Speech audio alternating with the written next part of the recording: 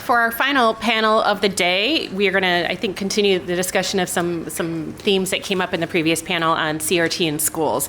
And I'm going to briefly introduce our moderator, Allison Soman. Allison is a legal fellow at the Center for the Separation of Powers at the Pacific Legal Foundation. She joined there last summer after working for over a decade to Gail Heriot, another friend of the Federalist Society, on the U.S. Commission for Civil Rights. She has deep roots in the liberty movement. She was a Koch associate, worked at the National Federation for Independent Business Legal Foundation, and during law school, clerked at IJ and the Koch Foundation. She holds a JD from Emory and an undergraduate degree from Dartmouth. She has been published extensively on the Federalist Society's blog and our journal, so take a look for those articles. And we're excited to have her. This is, I think, one of the first time she's been moderating, so we're very excited to have her speak. Allison, I'll turn things over to you. All right. Can everybody hear me? Yes. Great. Okay, good afternoon and welcome to today's third panel, the topic of which is critical race theory in schools. Just to set up today's discussion in what seems to be an effort to rectify the pernicious effects of past and perhaps present racism, we've seen in recent years K12 schools giving increased attention to racial issues. There's little serious dispute that students should learn about slavery, the civil rights movement, and other important parts of our country's history.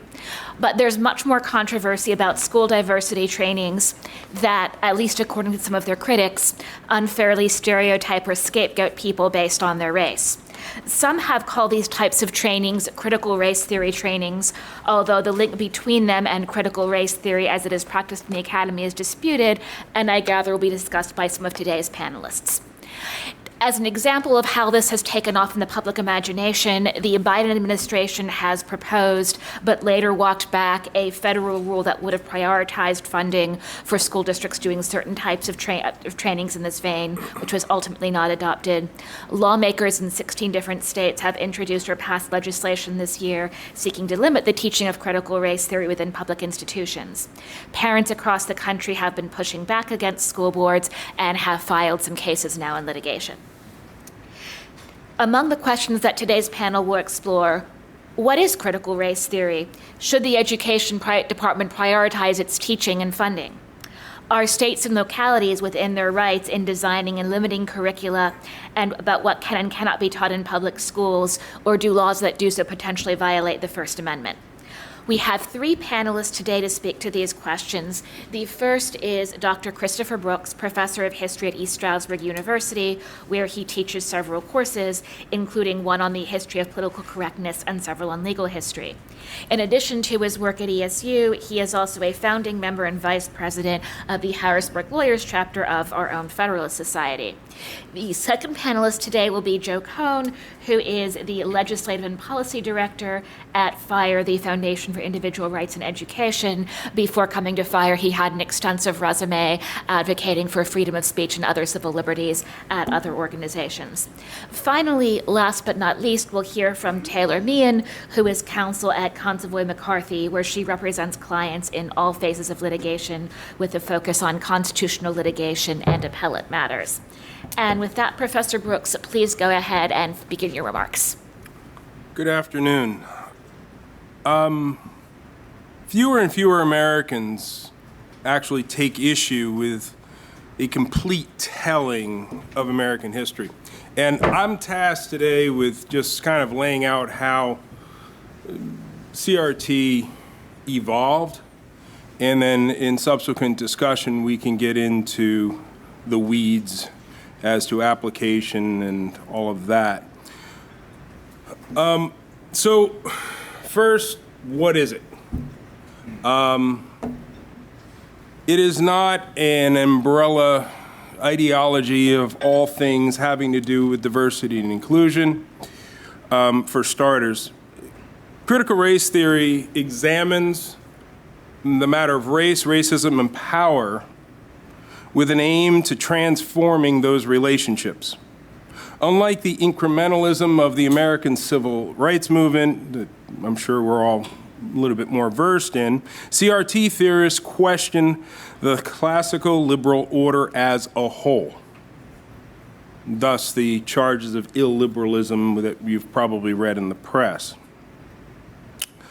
So, as a whole, from the Enlightenment to principles of neutrality and equality purported in constitutional law.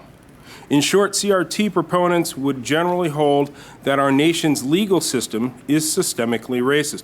And I'm going to quote from Professor Kimberly Crenshaw, one of the CRT's founders, in that just because I think this really hits the nail on the head in an article of hers.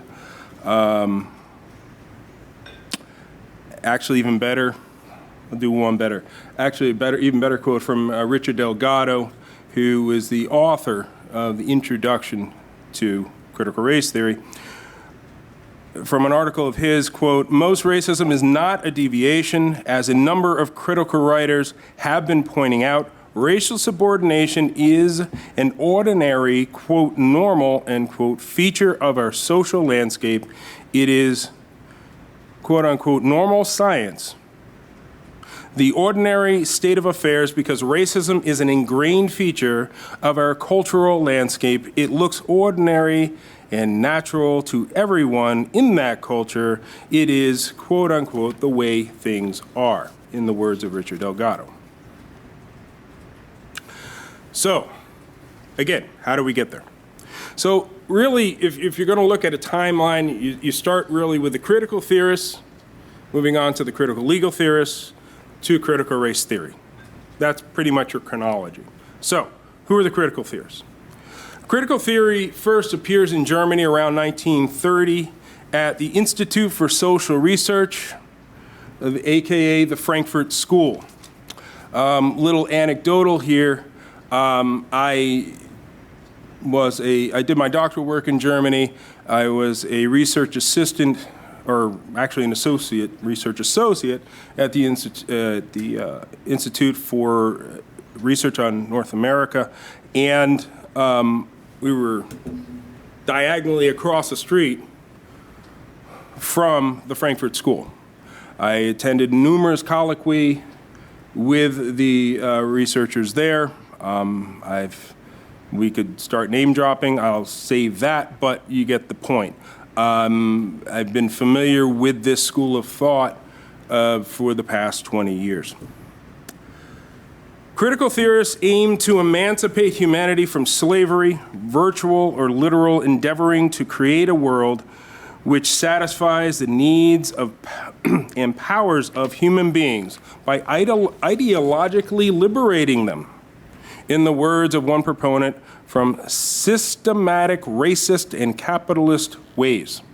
Now, most of the focus is on capitalism because really the critical theorists, the neo-Marxists, they're transferring the ideas of Marxism with that ultra focus on economics and moving it almost exclusively into the social sphere. To connect the crits, as they were known, the critical theorists, in the United States is pretty easy. During World War II, they moved to the United States and were housed at Columbia University. And one of the, I'll just say, intermediaries was a sociologist named Lewis Wirth, who was a German-born American who was also associated with the Frankfurt School through his work there. And an early critical, and he was also very closely tied with early critical theorist Max Horkheimer, considered really the father of the Frankfurt School.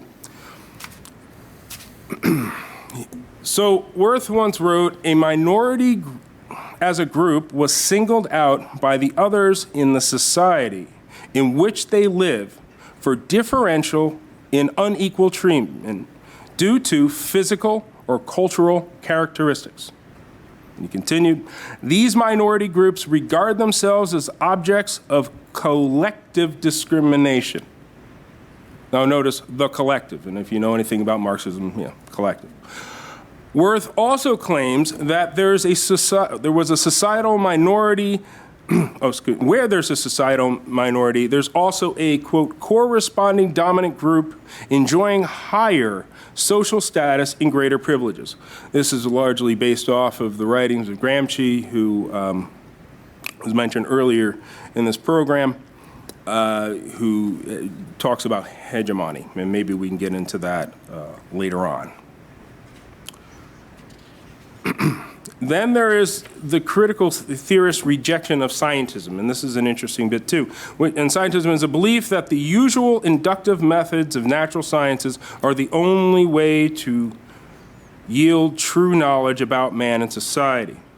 Like the critical theorist comrades, Worth argued, although sociologists, quote, are of course as scientists or would-be scientists, almost everything we do is tied up with the problem of values.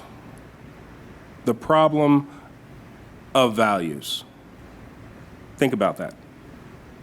In other words, applying scientific method to the study of human behavior, organization, and the laws policing human societies did not always work so well. This anti-scientific thinking set the stage for, or you could even say illiberal thinking, set the stage for modern day parlance, for an example being when someone is asked to speak his or her truth, as if a dialectical exchange can't lead to a truth that is acceptable through mutual discussion. For in this world, there cannot be any absolute or constant truth, or even really a discoverable one. We are painfully ensconced in a relativist viper pit, though. It leads many to wonder what is right and what is wrong. The Crit's manner of questioning our views of the world segued nicely during the 1950s, 60s, and 70s into new left approaches, the sort of this studies, that studies, this studies, I won't get into all that. They were neo-Marxist and, in a good number of cases, radical.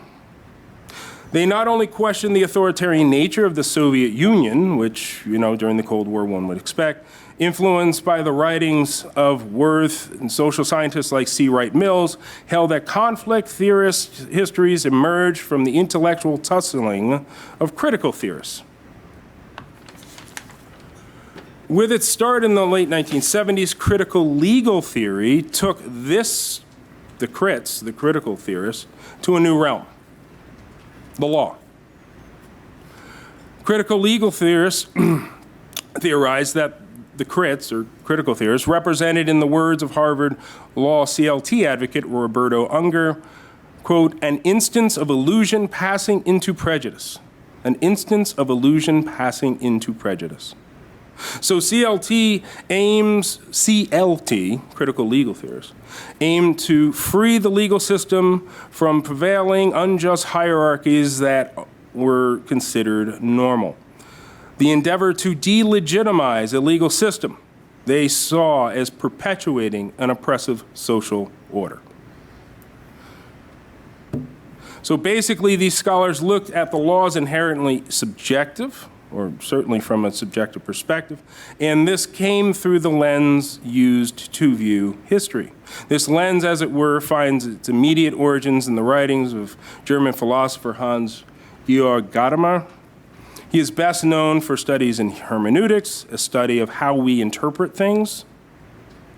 As well explained by Brad Sherman, Gadamer believed that one needed to confront the words of the text before you. Confront the words of the text before you, and be open and willing to, quote, expose, challenge, and criticize prejudices highlighted by the text. At this point, and this point is reached with willingness to listen and also admit error. So on the surface, this sounds wonderful, but the reality is this is leading to setting the stage for deconstructionism, basically taking meaning and reading into that meaning, assuming meaning. But again, we can get into that in greater detail later because I'm limited on time and I want to get to critical race theory, which is the next step. So piggybacking off of CLT, Some non-Caucasian legal scholars did not feel the CLT folks were able to see their issues with the law as clearly as they thought they did, perhaps because hubris preventing them from processing, quote, a willingness to listen and also admit error. Critical race theory, therefore, became a neo-Marxist theoretical framework questioning power relations associated with racially driven oppression as manifested in the legal system. CRT is the tinted glasses of Gadamer and other neo-Marxists like Gramsci and Marcuse through which to view behaviors, most noted those written into policy. The idea took a strong hold in the ivory towers of American law schools after a 1989 CRT workshop in Madison, Wisconsin, that was organized by CRT's primary founders, Derek Bell, Alan Freeman, Kimberly Crenshaw, and, of course, Richard Delgado.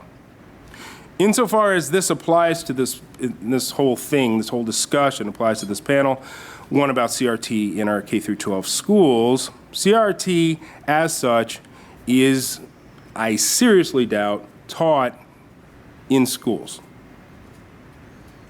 However, there's a few things. First, and we may get into this too in discussion, CRT becomes I'll say the foundry or foundation of a lot of the thinking that goes into a lot of the diversity and inclusion training that is so common. And as mentioned in the outset here by Allison, that it is not, CRT again, is not something that, well, actually, this is not exactly what you said. CRT is not something that, honestly, most school teachers even be equipped to teach. They wouldn't. It is taught in law schools. It is taught in graduates programs. But that doesn't negate the fact that this thinking, this binary, this neo-Marxist binary of oppressor versus oppressed isn't so incredibly pervasive in the teaching of teachers, in the teaching in schools, and other places in our society. Thank you. Okay, well, thank you for having me today. My name is Joe Cohn. I'm the Legislative and Policy Director at FIRE. FIRE does exclusively higher education civil liberties, so we're not really engaged on the K-12 side of this much, although some of the concepts bleed into each other, and we've done a little bit of commentary there. To tee up the discussion a bit further, I don't want to debate whether or not CRT is good or what counts as CRT and what doesn't count as CRT. And I don't want to debate, the extent of the harms, but we should be asking the question of whether society benefits or is harmed when ideas and arguments are banned from classrooms by legislative bodies. So what are the normative implications of bans and the legal implications of those bans? So those are the kind of things I want to think about a little bit. I want to clear the deck with some higher ed aspects of this debate first, so that when we get into more of the discussion on K through 12, that part will be a bit out of the way. But the Supreme Court of the United States has found repeatedly that the First Amendment protects academic freedom in higher education from government intrusion. So you have Sweezy versus New Hampshire in 1957, where they say, teachers and students must always remain free to inquire, to study, and to evaluate, to gain new maturity and understanding. Otherwise, society will stagnate and die. I mean, that's pretty strong words. And then, a decade later, in Meehan versus the Board of Regents, the court says that a special concern, that academic freedom is a special concern of the First Amendment, which doesn't tolerate laws that cast a pall of orthodoxy over the classroom. And then, of course, Healy versus James, the big Supreme Court case dealing with free speech in the classroom. They say state colleges and universities are not enclaves immune to the sweep of the First Amendment, and declare that the protection for free speech is nowhere more vital than the community of American schools. And then, lastly, I'm going to round this out, with Papish versus Board of Curators of the University of Missouri, where the court says the mere dissemination of ideas, no matter how offensive to good taste, on a state university campus may not be shut down in the name alone of the conventions of decency.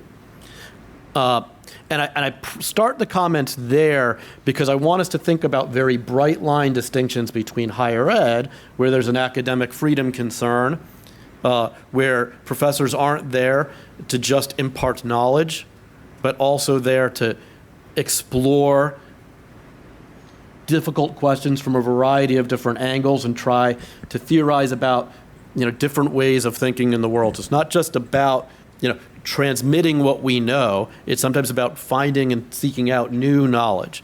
So there are crucial importance of academic freedom in higher education. Those same considerations are not necessarily present in K-12, where you're usually talking about government speech of the government's curriculum to a captive audience of minors. So you don't have the same academic free speech concerns with respect to teachers, but you'd still have other constitutional concerns that should at least still be on everyone's mind. One of them is you always want to think through questions of vagueness, right? Is it fair to punish someone for something that's unclear? Like, what's the line that's drawn for a teacher that makes it clear or unclear that they can't cross before there's going to be, a penalty? And I also want you to think through some of the other doctrines at play here. The doctrines that I think about on the higher ed side in particular are overbreadth. Are you targeting what you think you're targeting? Are you targeting more than you think you're targeting? Prior restraints, what it means under the law to ban things up front versus being responsive when speech crosses the lines. There are, of course, tremendous societal distinctions about how you handle speech that's unprotected that still don't sometimes allow for prior restraints. And then, of course, the concept of viewpoint discrimination comes into play, at least on the higher ed side, right? We're taking one particular point of view on a topic off of the table. Well, that would be, clear viewpoint discrimination. So on the K-12 side, I want you to be thinking about the potentialness of vagueness, but also I want you to be thinking about the question of prior restraints. I'm not telling you your answer should be one way or another way. Okay, on this question, but you should be actively thinking about, do we want to be taking things off of the table up front, or do we want to be thinking about other ways to respond to arguments that might cross other lines, like here you have the intersection of speech versus anti-discrimination rationales, where the argument is that some of these arguments that are at least put under the umbrella of CRT, at least in this debate, may themselves be discriminatory, singling out some people as oppressors and other people as victims, going to actual segregation, et cetera. So that's kind of what I wanted to tee off the conversation with, and I hope we dive into a lot of these aspects deeper in the conversation when it unfolds, and hopefully we'll have some time to talk about some of the legislation as well. And with that, I'd like to turn it over to Taylor. Good afternoon.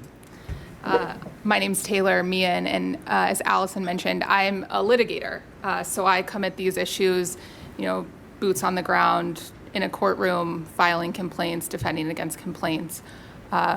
To give you a sense of some of our experience at Constable McCarthy, we are involved, for example, as defense counsel representing a group called Parents Defending Education in the New York City litigation, where a group of plaintiffs have brought a lawsuit saying New York City's gifted programs and New York City's specialized schools are themselves unconstitutional under state law because they discriminate on the basis of race. And we are involved in large part because the relief that the plaintiffs seek in those cases and the relief that we're seeing in other cases pop up that are similar to that is self-described as race-conscious relief.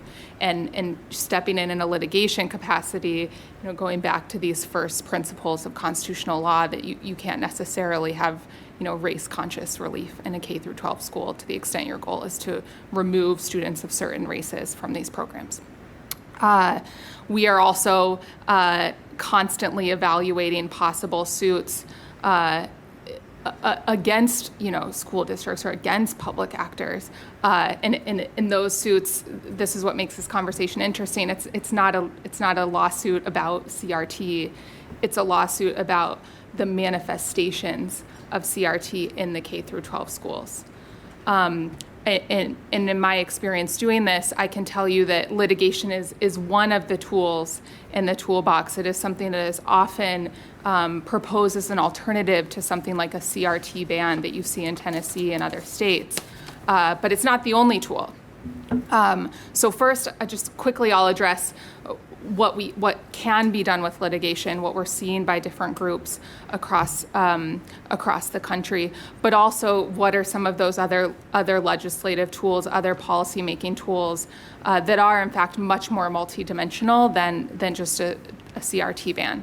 So the value of litigation, and it seems perhaps simple, is to put the Constitution and federal law and oftentimes state law back in the conversation.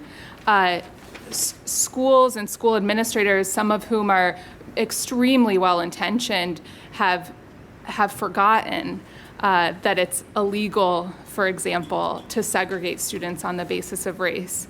A very common DEI initiative is to have these race-based groups where students can talk about issues just with students of the same race, and no one is in the middle of that proposal saying, well, wait a minute, we're public officials, I'm a state actor, am I allowed under the United States Constitution or under Title VI to segregate my students on the basis of race, to exclude a student from one of these groups because of their immutable characteristics?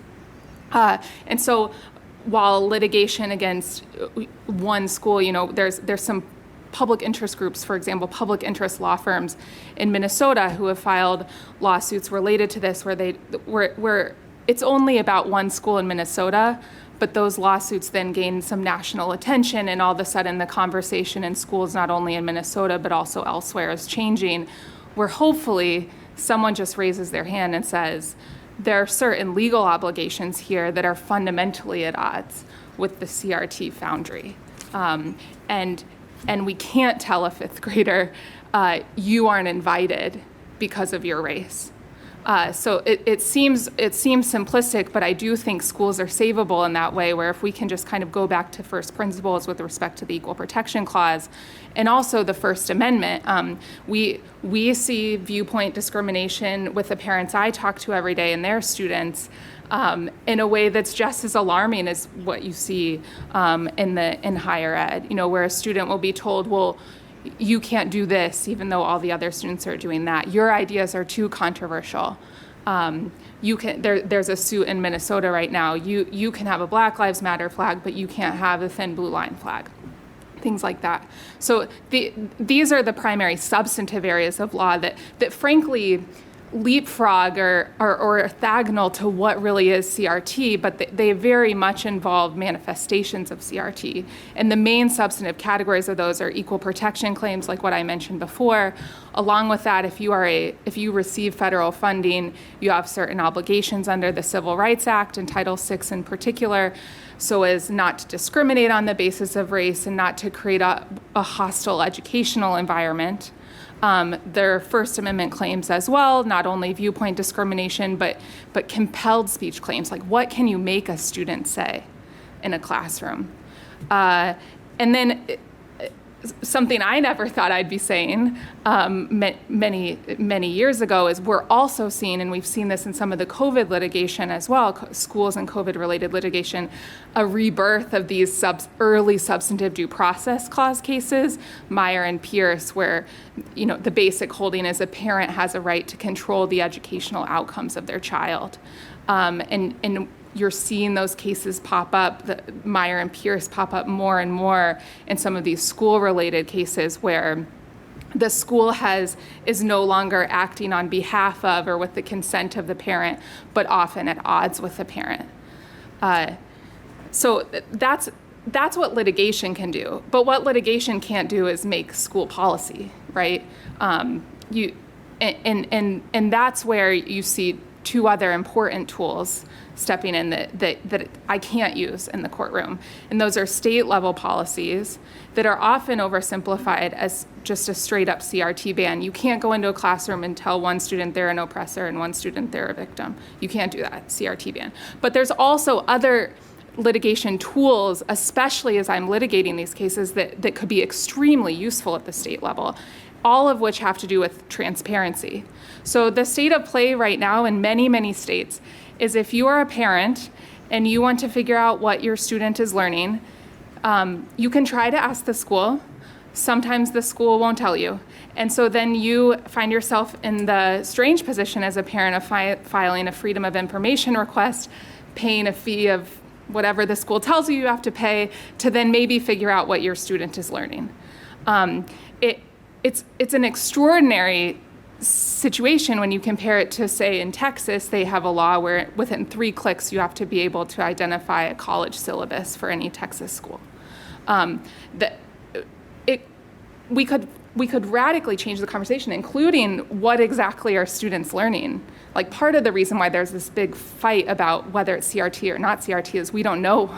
It's hard to figure out what exactly going on in classrooms, especially elementary schools and middle schools. And one way to sharpen that debate and to really get parents involved and to really make sure that we all have the same set of facts is to increase transparency for these K-12 schools. Almost every school district has a website. Why isn't the reading list and the syllabus or whatever else on the website for each particular school? Other legislation is transparency with consultants. So a lot of these schools will bring in a diversity consultant. I'm not here to say one way or another whether that's good or bad, but I do think transparency would be very helpful to know what the consultant is teaching, to have the consultant or the group more broadly come to the school board, introduce themselves, and have just a little bit of accountability. And then finally, and perhaps most importantly, to know what they're being paid. That could be, again, tremendously helpful and allow parents to have some amount of involvement in what's being taught to their kids, both within the school and also these diversity consultants and others. And it could also create a better marketplace for diversity consultants so that it's not the same groups going throughout the country. And then finally, there's legislation that's short of a CRT ban, but you can imagine legislation that just reinforces pre-existing anti-discrimination law. And legislation that, similar to litigation, is just reminding teachers, hey, you can't segregate students on the basis of race in a K-12 school, and other manifestations of that as well. So with that, I don't want to talk much more. I'm happy to turn it over to broader discussion. Thank you all. Do you want each one to take a moment to respond to some of the things that the others have said? We'll begin again with Professor Brooks. Yeah, I think that the idea of equal protection under the law is something that kind of gets lost in the shuffle.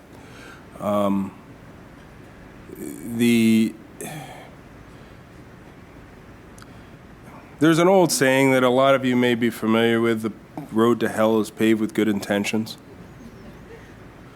And I think that a lot of the diversity and inclusion initiatives, many with the Kendian, if I can use that term, of Ibram, the writings of Ibram Kendi, who actually did his PhD down the road there in Temple, I believe.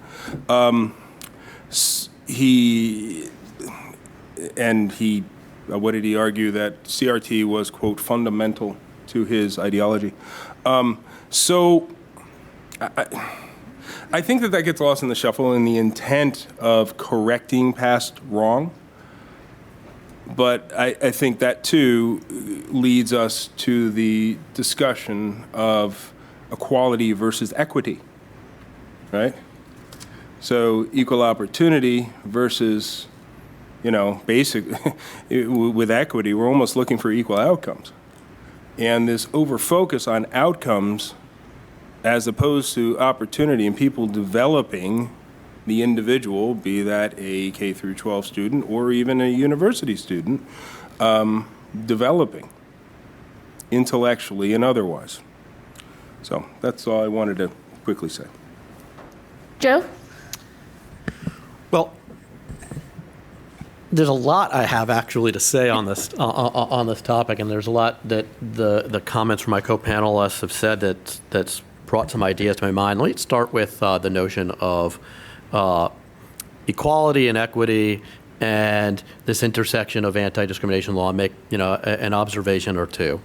The first is that I think that it's important in a lot of contexts to prioritize equality under the law over equal outcomes.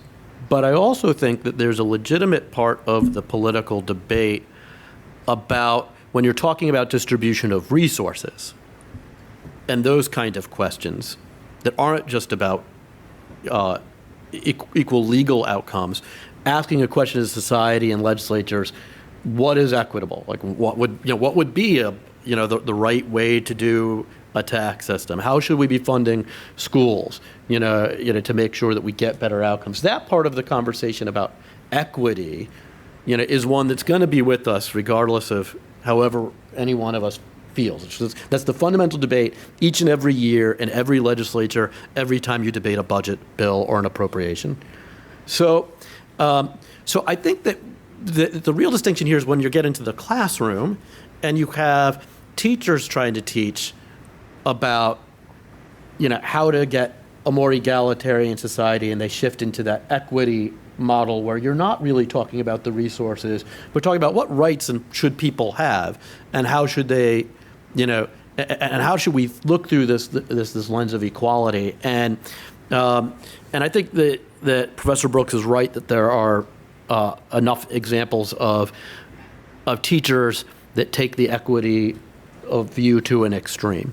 So that's kind of observation number one. The second observation that I really want to emphasize is the juxtaposition that this debate has created in the political world on the sides of the political spectrum. At FIRE, I have now dealt with a decade of mostly dealing with ways that activists and legislators on the left want to prioritize equal protection over free speech, on college campuses. That the bar is high between when speech loses its protection and becomes actually discriminatory is something that they are extremely concerned about, and there are a lot of legislative and legal efforts to change that. In this conversation, the roles are almost identically reversed, where you have the right talking about the anti-discrimination rationales that justify all kinds of different limitations on what can be said, both in higher ed classrooms and K-12. And I want to emphasize this point, which is there are so many bills that they're pretty diverse, but there are several that have flat-out bans on what can be said in college classrooms. Ohio, Wisconsin, here in Pennsylvania, for example, the legislation explicitly bans ideas from being in the classroom.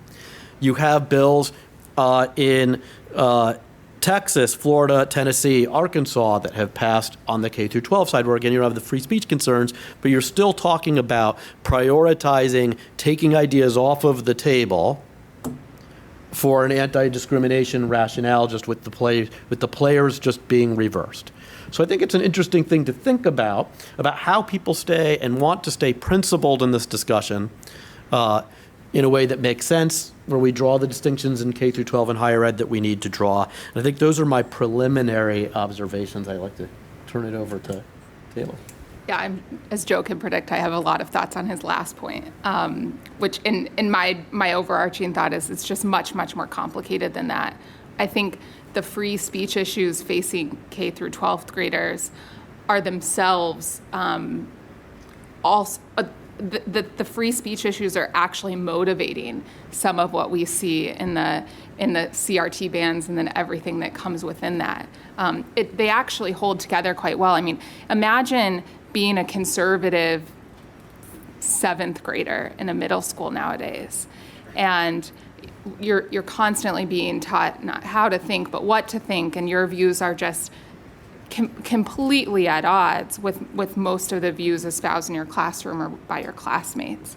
And so I don't know that I'm ready to concede that I'm prioritizing anti-discrimination laws over, free speech, because in some ways, some of what the aim of these anti-discrimination laws, which are extremely tricky and would be something interesting to talk about, is how you actually legislate this sort of thing. But some of the aim actually is to revive speech and free speech, and not just a teacher's speech, but also student speech within the limitations of Tinker and everything else within the schools. I mean, you have CRT, or the CRT foundry in a way, implicates core speech of political speech and religious speech by students. And when you have, again, teachers, the curriculum, not necessarily teachers themselves, but when curriculum is all about how to think, that speech gets taken away from the student. And for a student to raise their hand in that classroom takes a tremendous act of courage that even is hard for someone like me to relate to, given when I went to school. So I don't know that the roles are reversed. I would just say in K through 12 school, it's much more complicated. The other thing that's much more complicated in a K through 12 school, and I think we will start seeing this from the other side in a state like Tennessee or elsewhere, is what is a K through 12 teacher's free speech rights as compared to that college professor. And I would doubt that a court would hold that they are the same in light of precedents like Garcetti and others. Yeah, they definitely aren't. Yeah. If I could jump in just for a quick moment, just to be really clear on this. I don't want to be conflating and making the argument, because I am not making the argument at all, that in K through 12, rules that would decide what the curriculum are present that same juxtaposition that puts folks on the right trying to prioritize the equal protection over free speech stuff. But I am dealing with legislators and bills and language that unequivocally do that. And they are 100%, not 99%, 100%. Every sponsor of every one of those bills is a Republican. So there is no doubt in my mind that there are pockets of the conservative movement who are not making this higher ed versus K-12 distinction, who are making the prioritization exactly as I'm describing. And when they discuss it, I guess because bumper stickers and slogans are better than the kind of deep analysis we're doing today for public advocacy, say that there's no space in the classroom for these ideas. And they're not saying in their speeches making a distinction between K through 12, or higher ed. So again, I actually agree with the complete analysis that Taylor was describing in terms of the K through 12 distinction and it being far more complex there. But we do need to still grapple with the instinct that is existing on a very political part of the pocket to just make the reverse argument. Can I? Go ahead. You sure? Yes. Okay. To piggyback off of that, I think that as we have this discussion, it seems to be on an either or, Republican versus Democrat, left versus right, whatever. And that's part of the entire polemic here. It really doesn't even need to be. I think that, we've, as a nation, collectively, many of us have lost sight of trying to find common ground. Something I've been working on, and hopefully it'll end up getting published in the next few weeks. I'm looking at some non-Marxist ways to promote inclusion in the teaching of social studies. I think we all, as a society, need to start talking about solutions and not how much we disagree with the other side, quote unquote. It's destructive and counterproductive. Did either of you wish to respond? No, I mean, I just agree. Okay. Yeah, I mean, one thing I was unaware of before litigating some of these cases is that like there's a real market for that, right? Like, and I think part of the problem is parents aren't totally aware of what's going on, and like most parents don't know that a school might have a diversity consultant or someone else. Like, if you're in curriculum or if you want to be a diversity consultant, any of that, like there's a real, I think parents are really waking up and they want their kids to have a well-rounded education, like the good, the bad, the ugly about the country's history in a way that doesn't make their kids themselves feel like they're the perpetrator of that. Like they want that well-rounded education. It requires more than, I'm rambling, but there's a real market, I think, for what you've mentioned. And I do think that increased transparency, like if parents just knew what was happening now and so they could propose solutions going forward, that would be very helpful. Joe, you've weighed in on legislation before. I was curious what you think about transparency bills, whether they're less problematic than some of the other bills you've discussed a little while ago. Yeah, absolutely. Way less problematic. The one thing that I think about still with the transparency bills, there have been a few that have been drafted in such a way that didn't just require, like, just disclose what it is that you're going to teach, but they'll say something like, a few of them have been drafted to say that you cannot teach anything or use any material until you have brought it to the school board first in a public meeting for debate and discussion and approval. Now, for practical purposes, that just doesn't cut it. I mean, you can't have a teacher who's unable to talk about a news article or something that happened yesterday, et cetera. Now, that's different than the general concept that I think Taylor's describing of, the curriculums and what's planned in advance should be disclosed. So that parents can have that kind of input, and which I think is undoubtedly positive. Are there audience questions? Could you approach the microphone, please?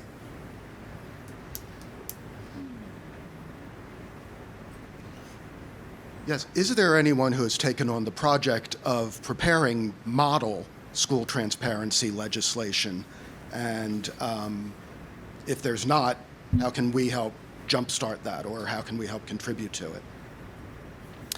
So I guess I'll start first since I do the legislative stuff. Fire only does higher ed things, so I haven't done a model K12 transparency bill, but I have done red lines for edits for some legislators that wanted to look into what they could put in bills that would require professors to publish syllabi, for example, and so that I have done. I don't know anyone who's dealing with this in the K12 space who isn't from a bigger organization that has, say, 15 or 20 different issues that they're following or as part of their portfolio. The way like fire is dedicated, exclusively to this one issue, so I'm not plugged into it. But I guarantee you that there are organizations, Heritage, others that are watching this and weighing in and at ALEC, et cetera, that are thinking about that issue.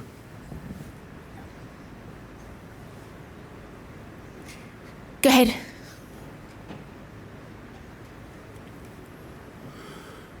So I guess this question may be best directed to Joe, but in terms of whether there are restrictions from a policy level, not a legal level, that you would support or find acceptable in terms of what teachers can teach in a K-12 classroom. So I assume that we'd all be okay and would want teachers to not say someone is inherently superior based on the color of their skin. Yep. But if we were to tell a fifth grade teacher that she can't say someone's inherently an oppressor based on the color of their skin, would that be something that's good, neutral? No, that's a great question. No, I appreciate it. So I'm not speaking for fire when I say this because we don't have K through 12 positions. So I'll speak for myself to answer that. I don't oppose any of that thinking. So a lot of these bills have the list of what they refer to as either divisive concepts, that's the word that was used in President Trump's executive order that was first used about this issue, and then a lot of legislatures picked up that terminology. Some call them racist or sexist ideas, and they have a list. Someone is morally inferior because of, an immutable characteristic like their skin color is on the list. That that America is inherently racist is on the list. All of these other things that are.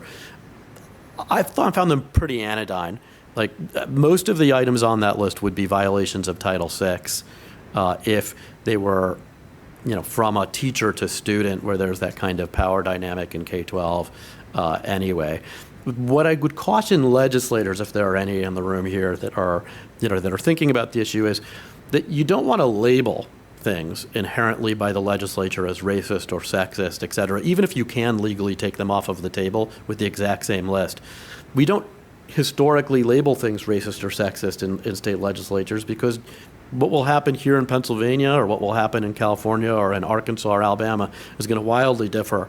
And we don't want to politicize those concepts. Instead, we rely on courts to figure out what is and is not, racist. Now, that problem isn't there with respect to saying this isn't going to be taught as part of our curriculum, but you still don't want to set that, open that Pandora's box of saying it's acceptable for the government to decide that certain arguments themselves are inherently, racist, sexist, et cetera. So that's still a consideration. Yes. A very practical application on the ground example of what you guys have been talking about. I live in Abington Township, nice, solid, suburban school district. A candidate for school board asked the existing school board members whether there was any teaching of critical race theory. The answer was unanimous no. Taylor's quite right. Right to know requests are a wonderful thing. In fact, one of their classes, the teacher, I believe, took essentially a how to write a paper class and made it clear that the topics of the paper you were writing on could only address how the systemic racism in America impacted, take your pick, music, education, whatever. There was no ability to question the premise that the United States is inherently systemically racist. I agree. I'm not sure that's critical race theory. But it kind of slipped through because of the ambiguities of language. I should also point out my wife is a high school teacher in a different school district, to remain unnamed. She regularly has conservative students who are scared to death of either admitting to the fact they're conservative, admitting to the fact that they're Christian, admitting to the fact they're religious. It is a pervasive problem. Thank you.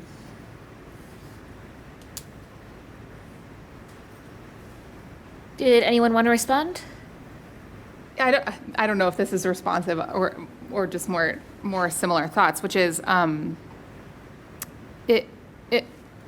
CRT. I think labeling some of what is going on in K through 12 schools as CRT was something to do to try to group all of these ideas together. And I do agree.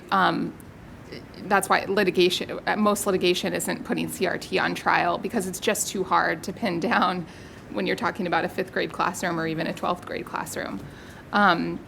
One thing that gets lost too, as we start to debate, is it CRT or is it not CRT, is this idea that, the ideas that you mentioned, you don't want to tell a 5th grader or even set up the oppressor-victim dichotomy for them.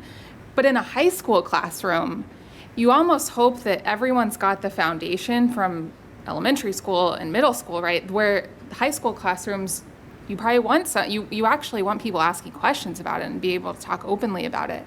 And I hear from parents every day, largely high school students, who cannot tell anyone they're a Christian. And that tells me we've had kind of a fundamental breakdown right there.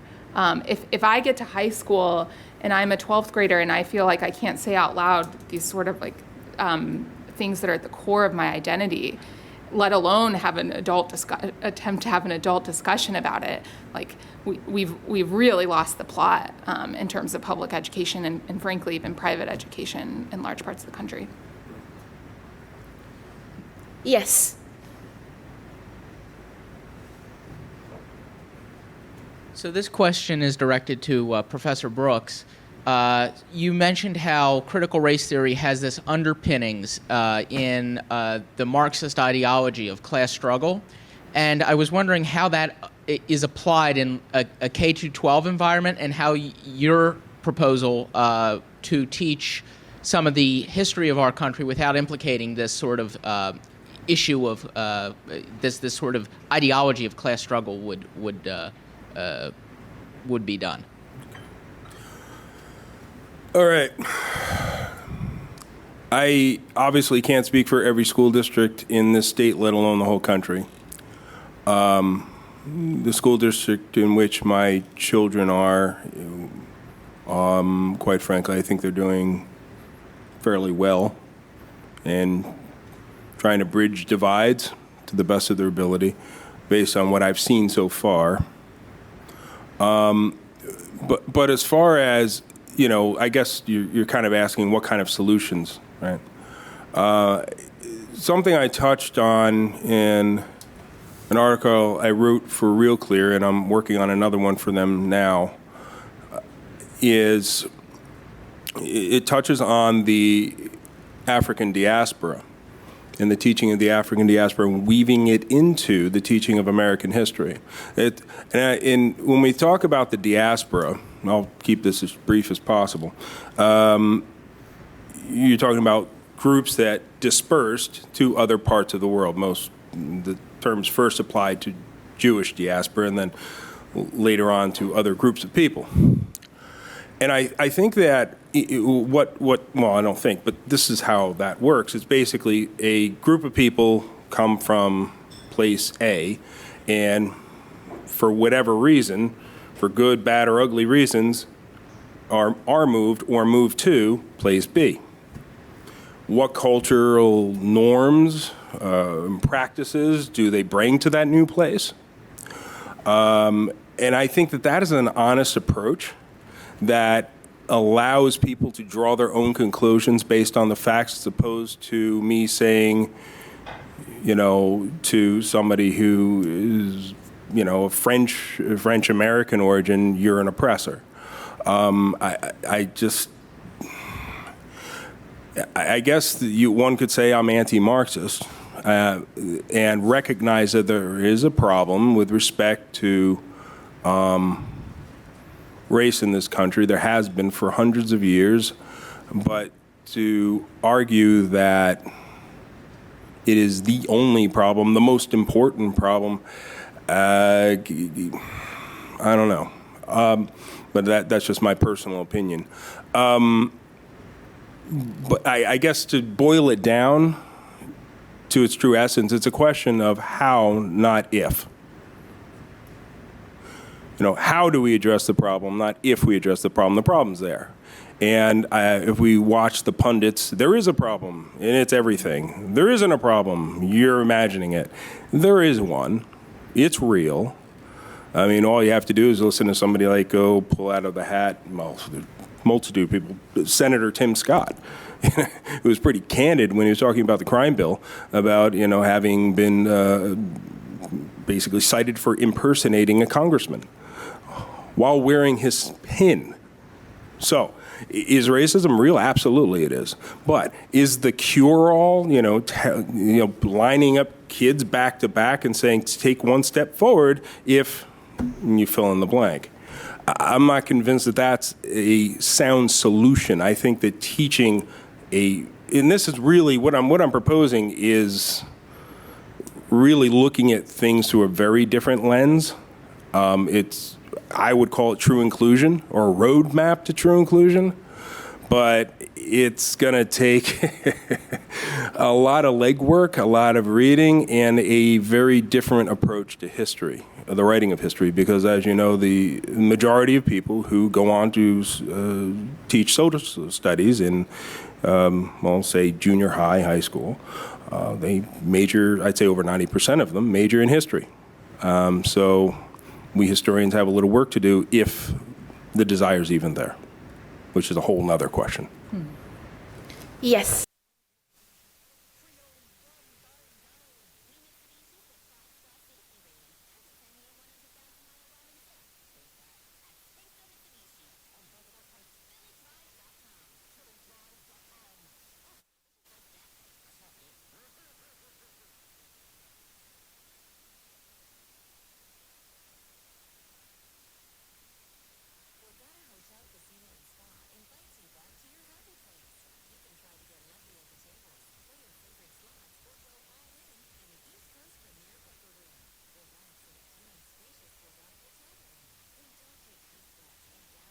Thank you. Yes. Hello, everyone. I couldn't help but think about a passage from Brandeis's concurrence in Whitney, not only during this panel, but also Professor George's panel. The solution is more speech, not its suppression. So on that point, I would like to ask Professor Brooks, you mentioned that there is a lot of disagreement over something that Ms. Meehan had mentioned also, this idea that, we're arguing about whether something qualifies as CRT or not. There's a lot of ambiguity and a lot of holes there.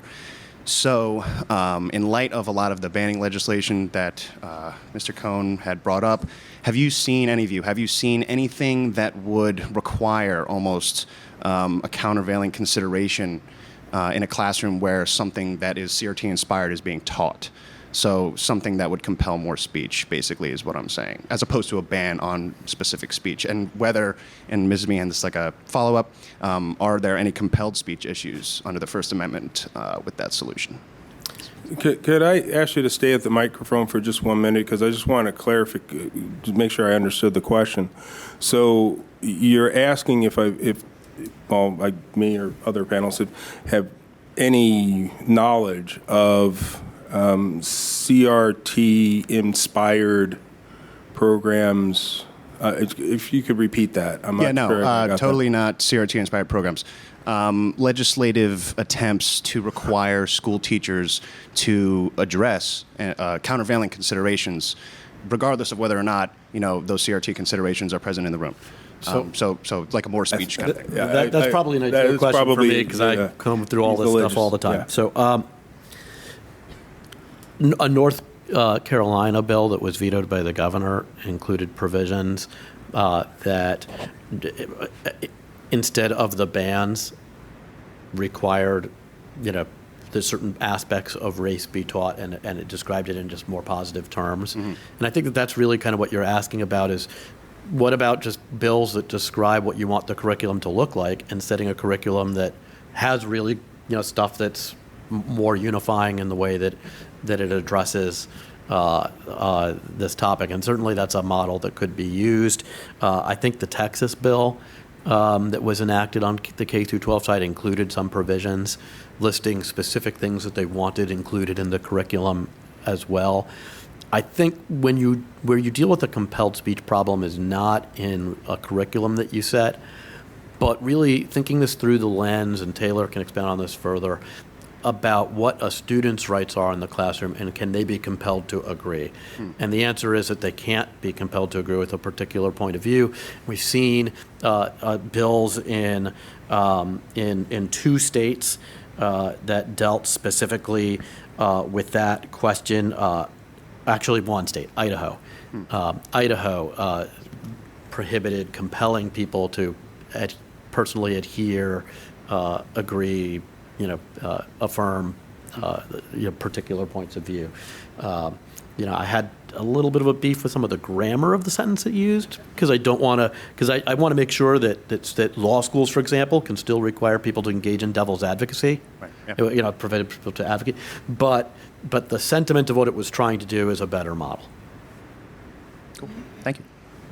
I have very little to add other than I love your idea for high schoolers. I think that would be great. And the compelled speech issues, I agree. You see in assignments and things like that, or these sorts of privilege exercises, but not necessarily within the curriculum. I just want to piggyback. Or actually, it's a question.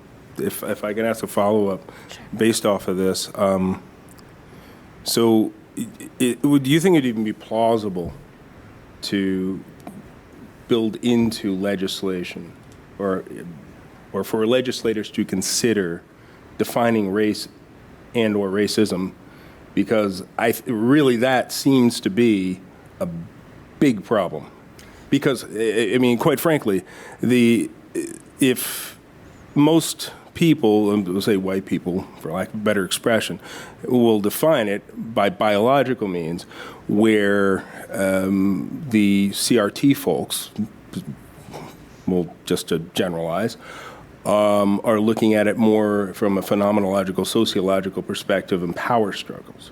So I think that there's a real divide when the definitions, and anybody who studied law knows this too, if the definitions aren't consistent, how can you have any consistent policy? So I'm going to try, I know we're getting close to the end of our time, so I'm going to try to be fast on this. Go ahead. One, it would not be constitutional to define what is and is not racism, sexist, et cetera, for the Pandora's box, which they're described in the over-politicizing of that In the United States, we prohibit discrimination based on protected classes as opposed to racism itself or sexism, et cetera. That being said, with that particular caveat drawn out, this is one of the reasons why I'm so much more optimistic about the litigation than I am about most of the legislation in this sphere, because litigation has the benefit of being able to take a fact pattern that happened, evaluate it with existing law like Title VI, et cetera, and apply these kind of principles to set guideposts for people moving forward. Because anytime you start doing a legislative restriction, again, I'm fully conceding that you can legislate what the curriculum is going to look like without having the legal problem here. But anytime you try to, from above, from the legislature, decide what's off the table, you're almost always going to be broader than you think you are being.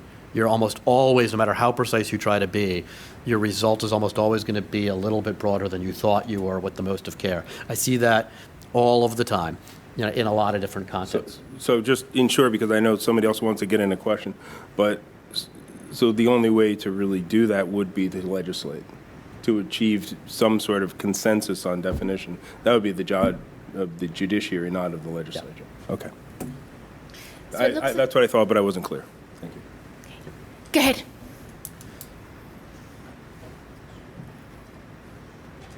For most of American history, men have trashed women's rights.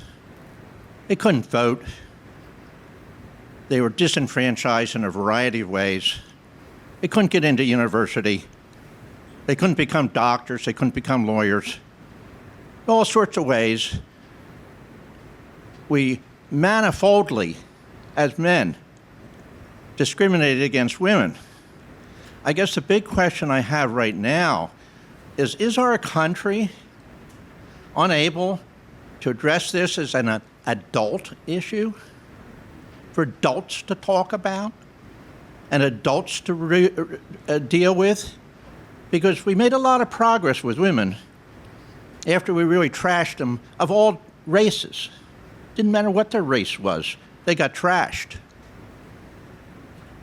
So, we made a lot of progress in that field, and I really am very concerned that little kids can't do too much about institutional problems. They're beyond their pay grade. They don't know what they're doing. We need adults with maturity and conviction, as Professor George talked about, to address the issues and do something meaningful about it within the context of the best values of the American tradition. So I just, I feel like we're going to the wrong place for a solution to a big problem. This is an adult problem. Adults need to deal with it in the school district, and I hope that they can do so. I'm going to take this 10-second opportunity to plug my colleague's book, Undoctrinate, by my colleague Bonnie Kerrigan-Snyder, came out a few weeks ago, and it's How Politicized Classrooms Harm Kids, Ruin Schools, and What We Can Do About It. And I guess, I'm picking back off of that comment because it teed it up nicely, just because I think that, Taylor alluded to it earlier. The younger the kids are, the less appropriate it is. I know that Professor Brooks talked about it a bit when he talked about kids being asked to step forward or step back. You've seen examples of that in second grade and third grade classrooms, even first grade classrooms. The book catalogs a lot of these examples. But I also think we want kids not thinking about for the first time difficult issues when they arrive on college. So I think that as we get closer to the older kids are, the question is how at different ages do you start thinking about what's appropriate ways for them to at least be introduced to some of these topics. I'm probably with you that kindergarten is not an appropriate place, but I think that even by the time I was in 8th grade, starting to think through issues of fundamental fairness from a 10,000 foot, perspective wasn't necessarily the worst thing in the world. And I worry about any of the prescriptions that are too restrictive and prevent us from having good discussions about what our problems are in society and how many of them are systemic versus individualized. Okay. I think we have time for about one more question. Yes.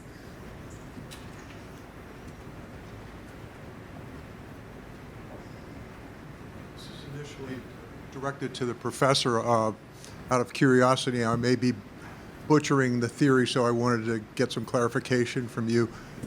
We hear a lot about the word equity in the context of discussing things related to critical race theory, and before, one of the words was always equality.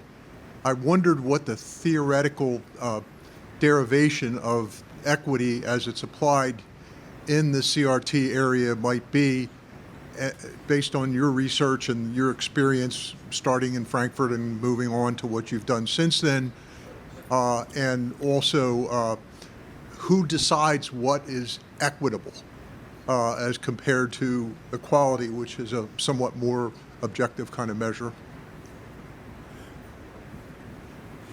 I think the goal is really the biggest issue. So think about it this way. If, okay, I'm about 6'4", okay? And if I am with my youngest child, who's probably 4'9", 4 foot something in there, and we go to watch, we're watching a high school football game, okay, and there's a fence. Equality would give us both a box to stand on. Equity would give her a higher box to stand on. Me personally, I would just throw her on my shoulders. But that is really sort of, in layman's terms, what we're looking at. So that's the way it's prevented. Theoretical basis for that, or is it?